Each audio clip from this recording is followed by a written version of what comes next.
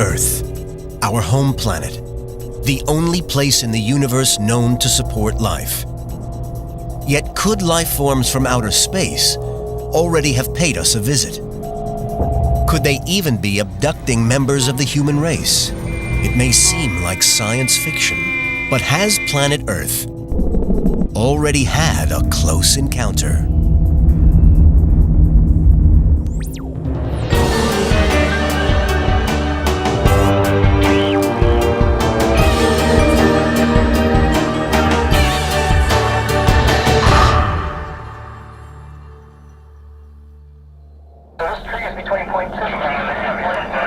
Stories of close encounters with alien life are part of our culture. Every year in the U.S., there are thousands of reported sightings of UFOs, unidentified flying objects, and some people even claim to have been abducted by aliens. I'm a perfectly normal individual that's had rather extraordinary and odd experiences my entire lifetime. Natural phenomena, or even military activities, can explain most of the UFO incidents, but some still keep people guessing. There's no way that it was balloons or an aircraft or helicopters or flares. People actually saw a 1 to 2 mile wide craft. Flying saucers have invaded our planet. Skeptics argue that such sightings and close encounters are merely figments of our imagination, perhaps inspired by science fiction movies and popular culture. If you have a dream about an alien in the middle of the night, what is your alien going to look like? Your alien's going to look like my alien, the alien we both saw on television. Although even respected scientists admit that real aliens could have the capability to travel vast distances across the cosmos to visit Earth. There is no law of physics preventing a civilization, perhaps 1 million years more advanced than ours, from reaching the planet Earth. Some believe that there is overwhelming evidence that aliens have visited us, possibly on many occasions throughout history, leaving artifacts and messages ranging from crop circles to the pyramids. I saw some strange objects, some strange lights. I saw some things I couldn't explain. They were definitely under intelligent control. For those of you that are skeptical, I would ask that you look at all the incidents. There are some very serious things out there. Some incident really needs some investigation. In 1995, Dr. Lynn Kaitai saw lights she could not explain near her home in the mountains just north of Phoenix, Arizona.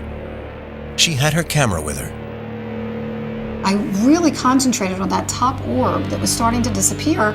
It didn't budge, it just slowly dimmed, as if once it disappeared, it was still there. And I noticed an eerie silence, as if time had stopped. It was just extraordinary and very strange. 2 years later, on March 13th, 1997, Kaitai was also among the thousands of witnesses who shared a remarkable experience. Thousands of people statewide were looking up purposely to the sky on a clear, beautiful night to catch a glimpse of the Hale-Bopp comet when this 1 to 2 mile wide triangle craft traversed the entire state. I mean, it really went through the most populated corridor of Arizona, totally silent. This was a massive parade throughout the state. Some people find it hard to dismiss the Phoenix Lights case because there were so many eyewitnesses. After a brief investigation, the military revealed that the lights were created by flares released from a squadron of aircraft flying in a V formation. Despite this explanation, some people maintain that the lights were otherworldly. Pyrotechnic expert Paul Mann has worked with flares for over 23 years. He believes that staging this event would be incredibly challenging. I think you would find it very difficult to mistake a flare for what people would regard as a UFO. Although he won't be launching the flares from a fighter jet, Paul believes that he can explain the difference between flares and the Phoenix Lights. Here are our flares, which will go to about 300 feet high, give you a constant burn, but you'll see there's a slight flicker in it. Anybody will be able to spot that's a flare rather than a craft. So So we've got a shimmering red light there, lots of smoke, you can see the smoke trail. The pinpoint of light will give it away as a flare and it falls to the ground. It doesn't hover for hours. So for anybody who saw the Phoenix lights, if it was a pyrotechnic that could last for so long, that was quite an achievement, and to get it to hold in the sky was something else altogether. I know what I saw, and thousands of other people know what they saw, and it definitely was not flares. The characteristics are quite different from these orbs. There's no smoke trails, these are balls, these are orbs and are in rock-solid formations. The data speaks for itself. Some people believe that flares are an improbable explanation for the lights over Phoenix. Dr. Michael Shermer, publisher of Skeptic magazine, thinks the incident highlights the difficulty of judging the truth about UFOs. People are poor eyewitnesses, all of us, judging the size, motion, and speed of objects in the sky, particularly at night or at dusk. It's very difficult to do. Shermer has been writing about the unexplained for over 10 years. He questions not only the quality of the evidence, but also the reliability of human testimonies. When somebody says, oh, it was 200 meters wide in the sky, how do you know? Was it next to something that you knew the size of already and then you can judge it's twice as big as that? No, people just make wild-ass guesses. These wild guesses include mistaking military aircraft, weather balloons, flares, and even the planet Venus as alien craft. Yet such sightings lead many people to believe in the existence of UFOs, despite logical explanations from scientists and the US government. Ironically, official denials of UFO landings may actually encourage a popular belief in their existence because of a fascination with conspiracy theories and a fear of government cover-ups, particularly in the infamous case of Roswell. Roswell. This is the mecca of ufology. Initially, the story given that it was a weather balloon was a lie. It was a lie because it was a national security secret.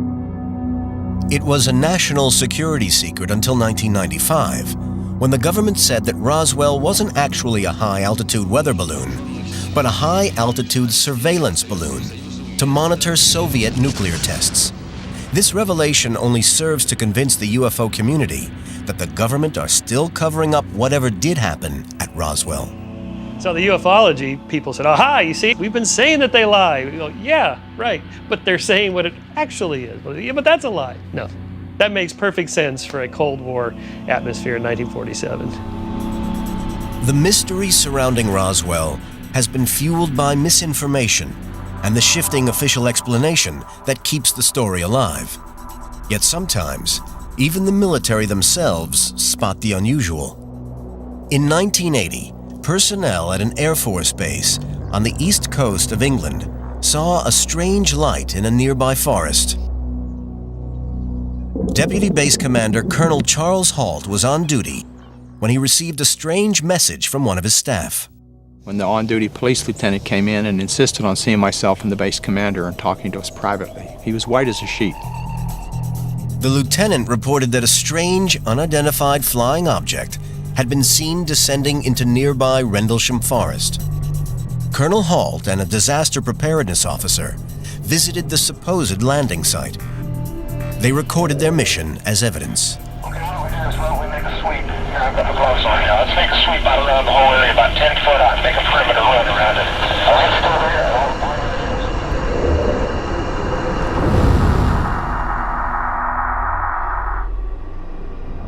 All the birds got quiet, all the animals in the forest were just silent. We approached a site where they said this alleged craft had landed. There were 3 indentations in the ground, about 1.5 inches to 2 inches deep, about 8 to 10 inches across. They were about 6, 7, maybe 8 foot apart, in a nice triangular shape. Being cautious, Colonel Halt and his disaster preparedness officer took radiation readings with their Geiger counter. The levels were 4 times higher than normal. We get a high radioactive read about 2 to 3, maybe 4. Then, something moved in the trees. A bright red light with a black center that was moving through the trees. There's no doubt about it. There's some type of strange flashing red light ahead. It appeared to be shedding something like molten metal, almost like steel coming out of a crucible. As we stood there in awe watching it, it silently exploded and broke into multiple white objects that just disappeared. Many journalists and researchers claim that what Colonel Halt and others actually saw while in Rendlesham Forest was in fact the lighthouse at nearby Orford Ness. But Colonel Halt remains convinced that what he saw wasn't of this world. I know what we saw, but I don't know what it was. My own personal suspicions are that there may have been a craft that was damaged, injured, or it may have been a reconnaissance vehicle of some type taking a look at all the activity in the area. In January 1981, Colonel Halt contacted the British Ministry of Defense, but never received an official response. He is convinced that his close encounter was genuine, and that governments cover up this and other UFO cases. Dr. Michael Shermer is not so sure. The problem with government cover-ups like that is people can't keep their mouth shut.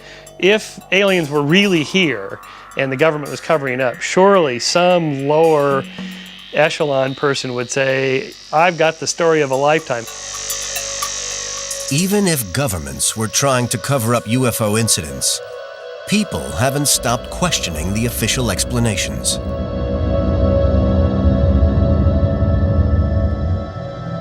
Either aliens exist or they don't. Either thought is frightening. For any UFO to get here, it would have to travel across space from another part of the universe, light years away. Where might they come from? And just how would they get here? Has Earth ever had a close encounter with an alien civilization? There have been many supposed sightings of UFOs, but no definitive evidence of a visit. But whether or not aliens have dropped into our own backyard, many scientists do believe that they could exist. I would be shocked if we were alone. It would be an incredible waste of space, considering how many galaxies there are. There should be lots of planets like ours with life on it.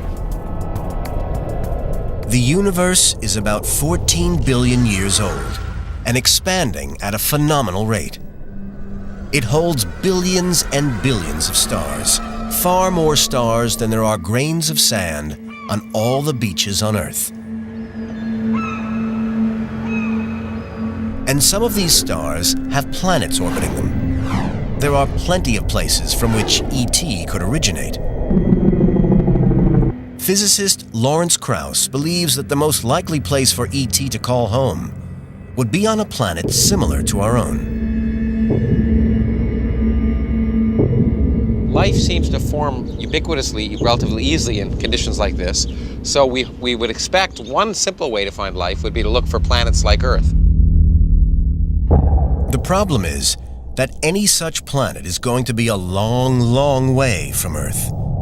Outer space distances are so vast, they are measured in light years rather than miles. 1 light year is a distance of nearly 6 trillion miles. That's the distance traveled in 1 year by a beam of light, moving slightly in excess of 186,000 miles per second. Light from our own sun reaches Earth in about 8 minutes and takes another 10.5 years to travel to the nearest known planet outside of our solar system. Any alien planning to visit us from this planet faces a round trip of over 120 trillion miles. The only way to shorten the duration of such a journey may be to go faster than the fastest thing we know in the universe: light itself. In 1905, Einstein laid out special relativity. And in that theory, you cannot go faster than the speed of light. There's a cop on the block, in some sense, that says you can't break the light barrier. Einstein's theory of special relativity suggests that there is a cosmic speed limit preventing anything and any alien going faster than the speed of light.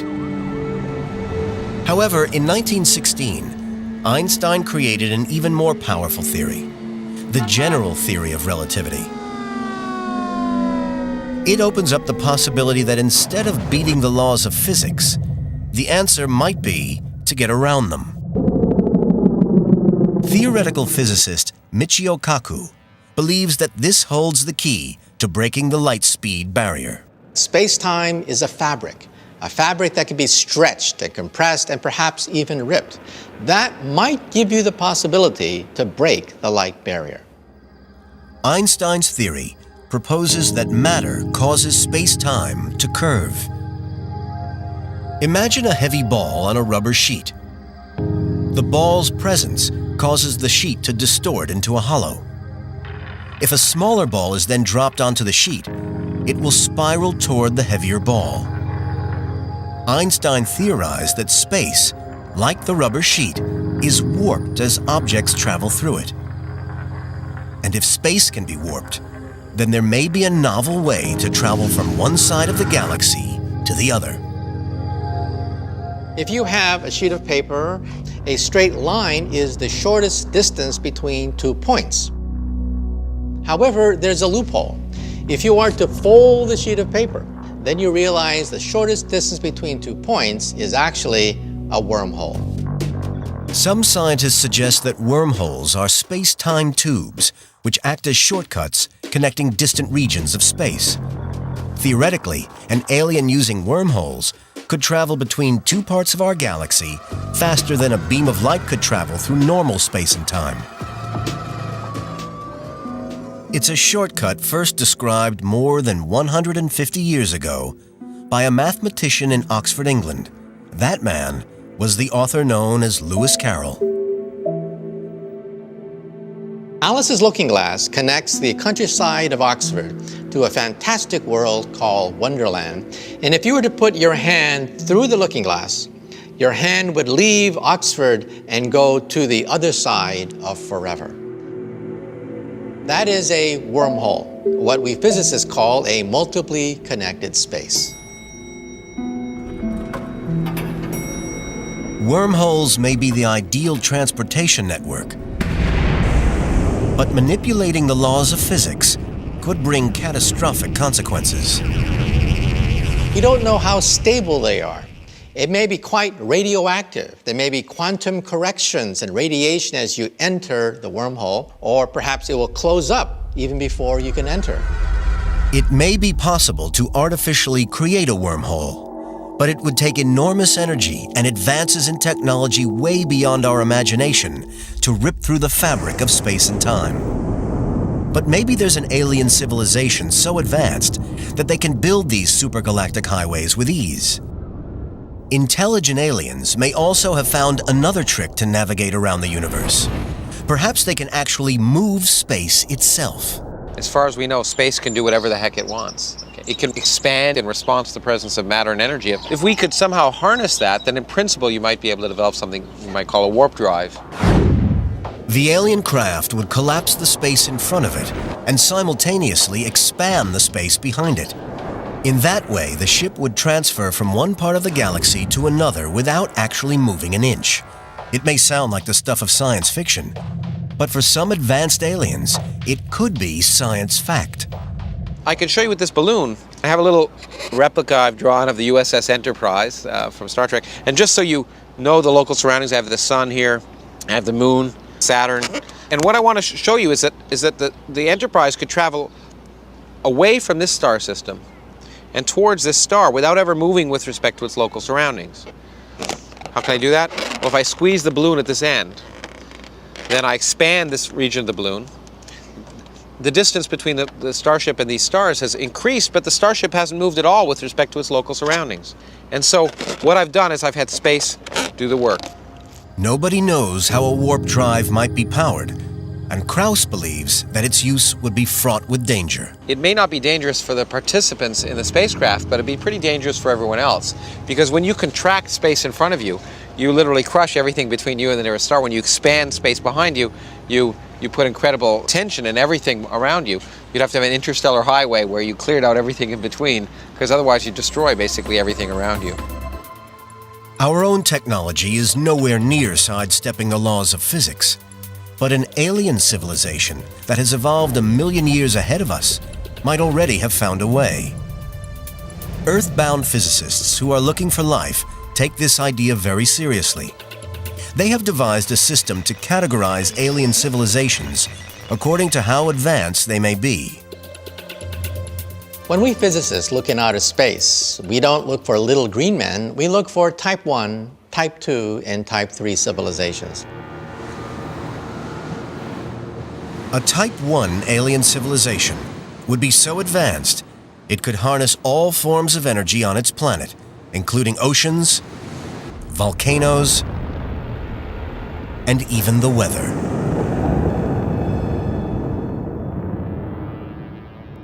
They would soon exhaust the power of a planet and use the energy of their local star. At this stage, they would be categorized as a Type 2 civilization. Eventually, they become galactic. They begin to colonize entire star systems. They begin to have fantastic energies, allowing them to manipulate stars and black holes. That is Type 3. Perhaps 100,000 to 1,000,000 years more advanced than our technology. But where would our own civilization be on this scale?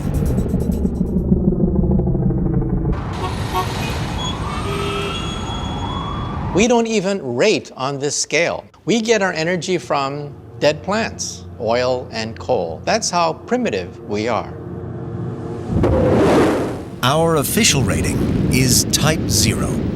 We cannot travel across the vastness of interstellar space. However, a Type 3 civilization would have developed the technology needed to control space and time in order to travel freely throughout the universe. You cannot rule out the possibility that an extraterrestrial civilization, perhaps 1,000,000 years more advanced than ours, have the capability of reaching the planet Earth. But any alien civilization developing ways of traveling across the galaxy to planet Earth still faces potential disaster. If they reach us at all, then the oxygen in our atmosphere, the very thing that keeps us alive, may prove to be deadly poison for our alien visitors. If an alien civilization has successfully learned how to control time and space and cross the interstellar void to visit Earth, they will face a serious danger: our atmosphere. It protects us from solar radiation, but it's a dangerous barrier for any approaching spacecraft.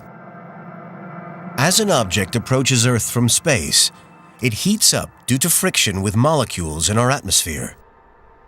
The heat burns up most objects, such as asteroids, before they reach the ground.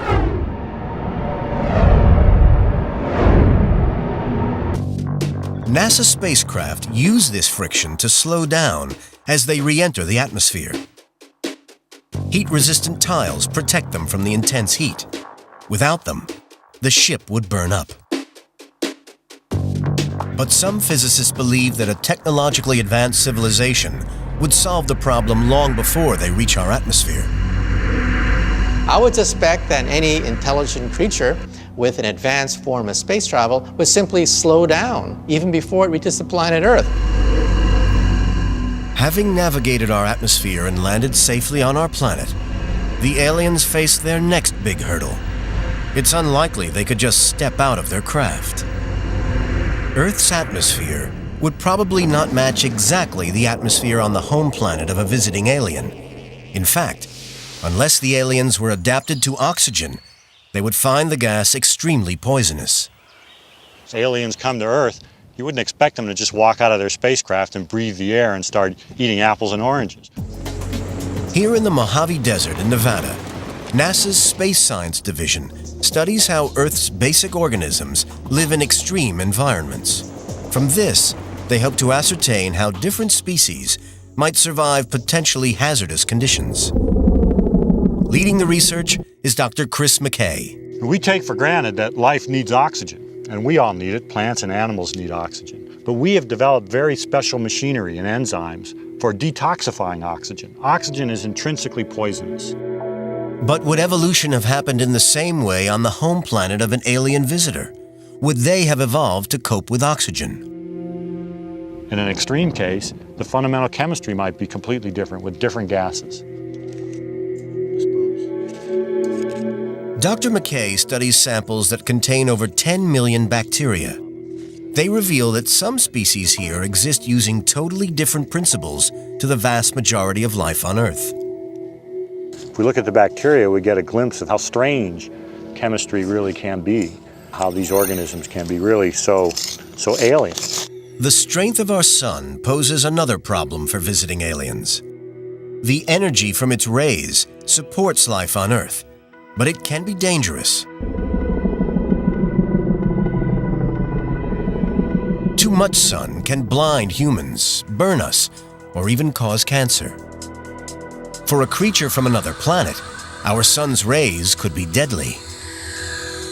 You can imagine life forms from another world coming here and finding the UV light here to be stunningly bright and require extensive sun shields and sunglasses and other ways to protect themselves. And then there is Earth's invisible hazard for aliens: gravity. A visitor from another planet might find Earth's gravity a challenge. Humans have grown up with it in bodies designed for 1G.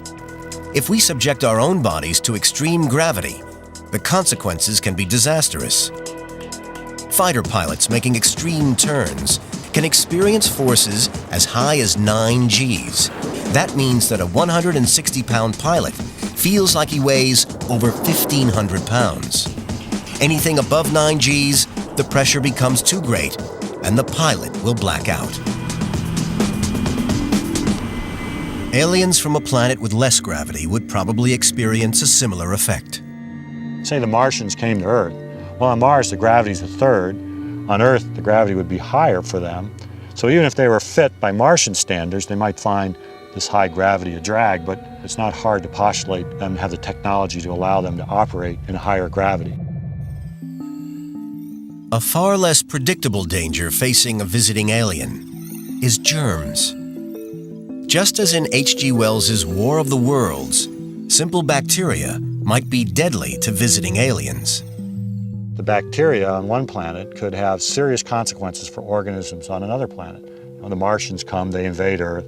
They kill off the armies of Earth with no problem, but then the bacteria on Earth infect the Martians and kill them. In the end, Earth wins the War of the Worlds, but not because of the prowess of human technology, but because of the biochemical diversity of the bacteria. History has shown that there is good reason for visitors from another world to be cautious, and for us to be cautious about them. When the Spanish invaded the Americas, they brought a far deadlier weapon than their guns and swords. They brought smallpox, the flu, and other illnesses. When those barriers were reduced and life spread between the New World and the Old World, there was a lot of death and destruction as a result of that.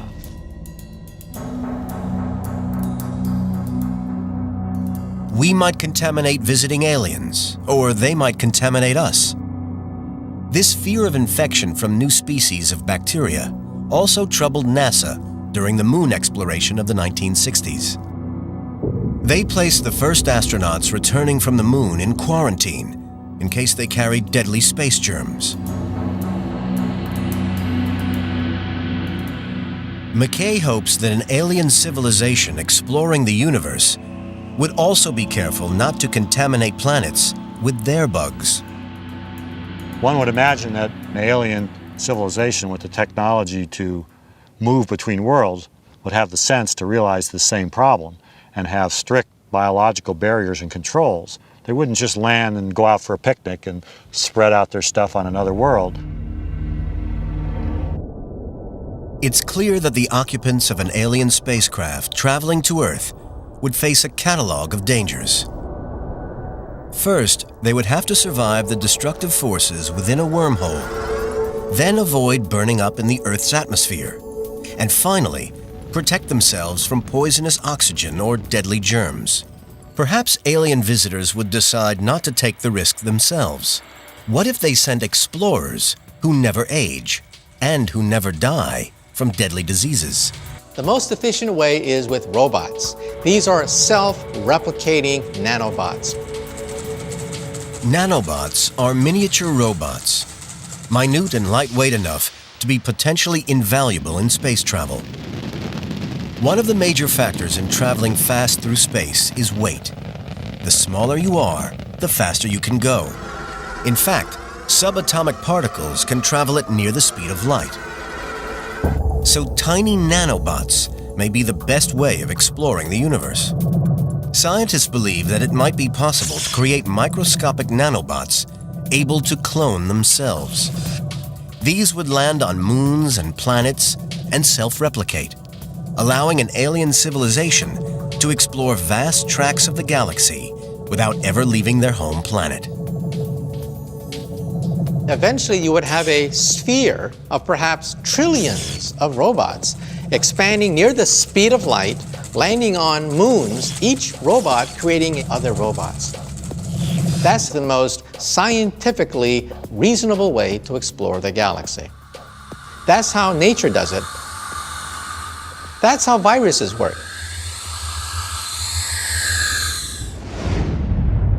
Humans are already exploring the cosmos using robots. NASA's Voyager probes are heading deep into space, sending back data as they go. And robotic rovers have explored the surface of other planets in our solar system. But because of their size, it appears that nanobots could be the most logical way to explore the universe. But so far, there is no evidence that alien nanobots have ever visited Earth. And even if they have, will we be able to detect them? The vast majority of people who claim to have had close encounters in fact describe not miniature robots, but living alien creatures, often none too friendly, and prone to abducting, probing, and experimenting upon their victims. An advanced alien civilization might be able to manipulate physics and cross time and space to visit Earth. But some scientists question, why on Earth would they want to? They suggest that beings capable of traveling through space and time would be millions of years more advanced than humans and would find life on Earth of little interest. And even if they do want to make contact, they might not be friendly. Based upon the human race's own history of confrontation, Michael Shermer, publisher of Skeptic magazine, has his own theory. If you go by what happens here on Earth, we would never want to come into contact with ET. We would be eaten or enslaved or killed, because that's what happens here. So that's not good. Even so, some people claim to have already had a close encounter with extraterrestrials. Some even claim to have been abducted by them. The alien abduction experience is a fascinating one. These stories have all the earmarks of a very human kind of experience. It's a type of night terror. It's a bad dream. Because there is no evidence, outlandish accounts of alien visitation are greeted with disbelief. So most claimants are keen to conceal their identity. One woman from New York, who we have named Molly, claims to have experienced repeated visitations throughout her life. Probably the most strangest and disturbing memory that I have is of a dream with a white paw coming into my neck and placing a tiny little stick in it. And when I woke up that morning, I was very shocked to find a strange, painful lump on my neck. And when I felt it, because I thought it was a pimple, I discovered something hard in there, the shape of a piece of rice. According to Molly, the tiny implant worked its way deep into her body, and before she could get medical advice, it disappeared without a trace. Another encounter that she vividly remembers actually involved being taken on board an alien spacecraft. I recall being in, I'm going to call it a clamshell, but it was more like a scallop, and it had a top and a bottom, and I can recall being inside of it and the top closed over you. I experienced medical procedures with very strange types of devices. One of the beings was very tall and very thin and very insect-like. Like most people who claim to have met aliens, Molly has no evidence at all to back up her story. And skeptics consider that experiences like hers are more to do with popular culture than extraterrestrials. Most people just give the default explanation that comes to mind, which is whatever they've been seeing on television and reading in popular magazines and books. Over hundreds of years, the phenomenon of visitations has manifested itself in a variety of guises. In the Middle Ages, people reported stories of angels and demons, while 100 years ago, reports spoke of spirits and ghosts. Many scientists, including Shermer, believe that a combination of sci-fi stories, movies, and real-life exploration of space encourages people to manifest their fears in the form of alien visitations. The aliens are our angels. They are our demons. That's who we personify as these weird anomalies. We call them aliens because that's what we're into. We're in the space age, in the age of science fiction.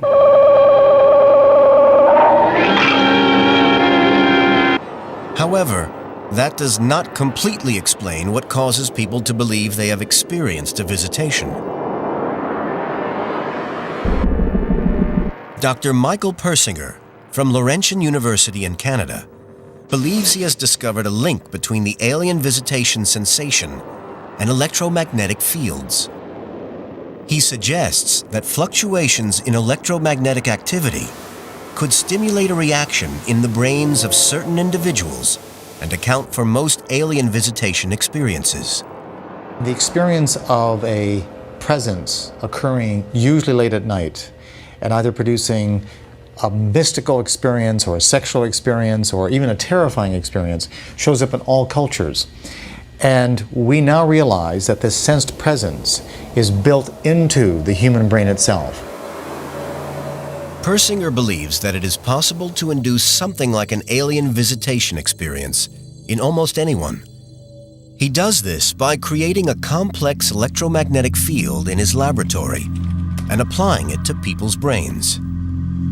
To demonstrate, Persinger and his assistant place a volunteer inside a soundproof chamber. Electrodes producing the magnetic field are attached to the subject's head. Then he is blindfolded and the lights are dimmed. Persinger monitors his stats and waits for his subject to experience a feeling similar to that of an alien presence. Mr. Booth, can you hear me? Yeah. Float with the experiences. If you wish to report them aloud, go right ahead. Within minutes, the electromagnetic fields trigger a shocking reaction in the subject's brain. How he describes it is going to be a function of his culture, his experiences, and his expectancy. That's a lot. Feels like I'm dying. At this point, Persinger stops the experiment. In this study, the subject is visualizing the presence in a terrifying way. I've never had any feeling like that ever. It just made me feel a little trapped, and it hurt. I don't know, closest I've ever been to hell. It was an awful place to be. The volunteer was extremely sensitive to the electromagnetic fields which stimulated his brain. However, this technique demonstrates the extraordinary power of our brain to turn our fears into monsters and demons, and even aliens from distant worlds. Dozens of people who have had experiences that they attributed to alien abductions and experiences. When we put them through the chamber, they have a very similar experience. The terrifying experiences induced in the chamber are caused by channeled electromagnetic fields. Persinger believes that abduction experiences in the real world are caused by electromagnetic fields created by natural phenomena, such as sun flares, seismic activity, and changes in atmospheric conditions. And it's thought that our common physiology and global culture is responsible for the similarity in the accounts. Inevitably, we're all going to have similar experiences because our brains are wired that way. We'll see the same kinds of illusions, We'll have the same kinds of hallucinations and so on. The role of electromagnetism in alien experiences is far from proven. Some researchers suggest that sleep paralysis or conditions like post-traumatic stress are to blame. But until we've made contact with ET, we may never know if aliens are all in the mind or not. And if ET did reveal itself, there could be another barrier to overcome: language. It may be that aliens don't choose to talk with us at all. They may decide to talk to one of the other species that inhabits the Earth. And that could be whichever species they consider possesses the most intelligent language. It may be possible for aliens to cross the interstellar void, to land on Earth, and to adjust for survival in our atmosphere. But communicating with us in any meaningful way may prove to be the hardest step of all. We are arrogant to believe that they're going to want to actually talk to us and visit us. I mean, why? Think of ants in an anthill. If someone is building a 5-lane superhighway right next to the anthill, would the ants know how to communicate with the workers? The main danger is that these workers will simply pave over the anthill and not even realize what they've done. In San Francisco, a few scientists are already studying ways of communicating should ET ever come to call. Leading the hunt is SETI, the search for extraterrestrial intelligence. For the last 40 years, SETI scientists have been monitoring the skies, listening for messages from alien species. SETI is just about every field you can imagine applied to the search for life in the universe. SETI scientist Lawrence Doyle believes that the key to communicating with aliens is first to understand their level of intelligence. And for that, he needs to establish how organisms communicate. There hasn't been a search for extraterrestrial intelligence yet. There's only been a search for extraterrestrial technology. We plan to make it a search for intelligence by understanding the laws that create communication, so that if we get signals, we can tell it's a communication as opposed to random astrophysical processes. By understanding the laws that dictate communication, Doyle can identify and separate real patterns of communication from random noise. To do this, he uses a mathematical equation known as information theory, which was originally developed to quantify the amount of information sent down telephone lines. Doyle uses it to analyze the complexity of a language. He calculates the interdependency of different words or sounds within the language. The greater the number of words or sounds that can be strung together that are dependent on the first word or sound in the sequence, the more complex the language. On this scale, English is a level 9 communication system. Doyle now plans to use the same technique on alien communication. And the higher the complexity, the more superior the intelligence. Any alien or extraterrestrial message has to obey the rules of information theory. There's no other way to transmit information. And if we can measure how complex their communication is, it may be an indicator of how complex an extraterrestrial society is. But information theory can only help Doyle understand the complexity of an alien signal, not the content. So even if he spots ET, he won't know what ET is saying. It's the same problem we have on Earth when humans try and communicate to other species.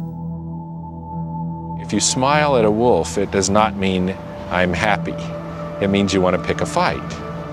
If you smile at a chimpanzee, it means you're scared. So even a smile doesn't work. How do you communicate with an alien is a tricky point. We can't even agree on the same symbols of greeting among species on Earth. Doyle has been using information theory to discern patterns and rules in animal communication and study their complexity. The results have been surprising. With his current data, Doyle has found that squirrel monkeys have a level 3 communication system, while dolphins have a level 4. So who does Doyle think might be the best candidates to communicate with aliens? So far, he's not convinced that either dolphins or humans have the necessary linguistic skills. But he has found a species on Earth with a communication level much, much higher. Humpback whales we're majoring in because they look like they will have the absolutely most complex communication system maybe on the planet. Doyle's study of humpbacks is in its early stages, and so far he has only studied their social calls. But it may be that when extraterrestrials talk to the Earth species with the most intelligent language, they won't talk with us. They'll talk to humpback whales instead. But despite listening to the universe for 4 decades, SETI has yet to discover a single confirmed extraterrestrial signal. To actually find real aliens, we may need to look in a different place, a place closer to home. Perhaps we should take a closer look at ourselves.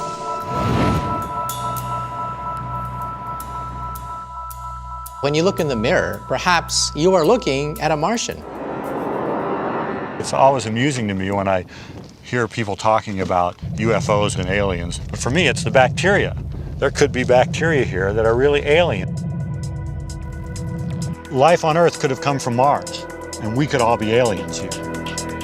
McKay and other scientists believe there's a chance that billions of years ago, alien bacteria were blasted from the surface of another planet and carried away in a meteorite. The meteorite might have eventually crash-landed on Earth, spilling out the bacteria, allowing it to grow and flourish. It's a process called panspermia. If panspermia is true, you and I are aliens in the sense that our life did not develop on the planet that we're living now. Professor Jay Milosh of the University of Arizona has studied meteorites that have landed on Earth to see if they could have transported life from other worlds. This meteorite is a piece of Martian basalt. Where it came from was a large meteorite impact on the surface of Mars. It's almost an ideal delivery mechanism. It's ideal because the rock protects the bacteria from radiation and extreme temperatures in space. It would also protect it from the impact of crash landing on Earth. To test whether bacteria could travel safely through the cosmos, Milosh and his colleague Wayne Nicholson conduct an extreme survival experiment. They inject a large block of rock with bacteria and take the sample to the Ames Vertical Gun Laboratory near San Francisco. The block's placed inside a large vacuum chamber. Ready? And Milosh then fires a projectile into it at over 13,000 miles per hour. It absolutely destroyed the rock target. It blasted into tiny fragments. Amazingly, despite the rock being virtually vaporized, the bacteria survive intact. If they could survive, it's not a big stretch to think that organisms on the surface of another planet could also survive meteorite impact and launch into interplanetary space. The experiment shows that bacteria could not only survive the vacuum of space, but also the impact of landing on Earth. One theory is that bacteria from another world evolved over millions of years to form life as we know it. So perhaps all life on our planet is alien in origin. We human beings, life, plants, animals, everything we see descended from that common Martian ancestor. That's a possibility. We may go to Mars and suddenly see, well, that's where great-great-great-grandma lived. Because of the vast size of our galaxy, aliens, even highly advanced ones, may never have visited Earth in spaceships. All UFO sightings may well be no more than a simple misinterpretation of what we are seeing, and alien visitations a product of our overactive imaginations. But aliens might have been here all along. We and all the species on our world could be the direct descendants of extraterrestrial life forms. In the strangest twist of all, perhaps we are the aliens.